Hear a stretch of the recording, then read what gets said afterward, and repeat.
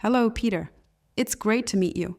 I know you watched our videos about how we monitor refrigeration units at retail stores. What would you like to know more about? Hello, Anna. Yes, I did see the videos.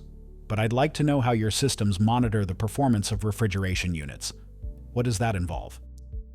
Absolutely.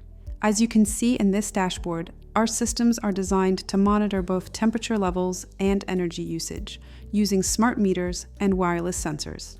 These devices continuously track the energy consumption of refrigeration units and keep an eye on their internal temperature.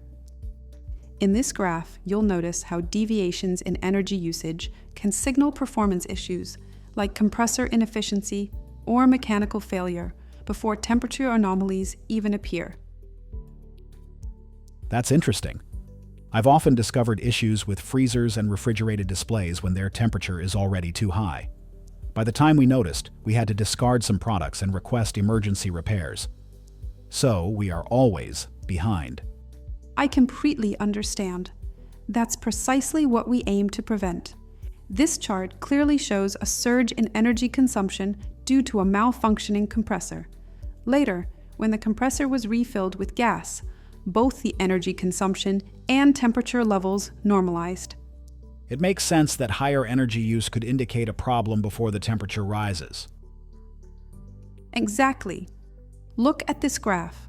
It plots compressor runtime against temperature. You can see how the compressor keeps running at near 100% for long periods, trying to compensate for a temperature rise. This is often a clear sign of a system under strain because of low refrigerant levels or airflow blockage. And here, we zoom into the temperature pattern and the runtime of the compressor. Notice how temperatures were rising, as highlighted in red. Once corrective action was taken, the unit returned to safe temperature levels, as shown in green. I see. But what does your system do when it detects such an anomaly?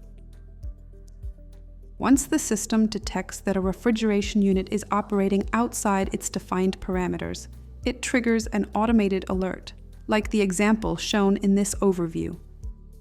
That alert includes a description of the issue, the unit ID, a direct link to forward the case to your chosen service provider, and suggestions to fix the problem.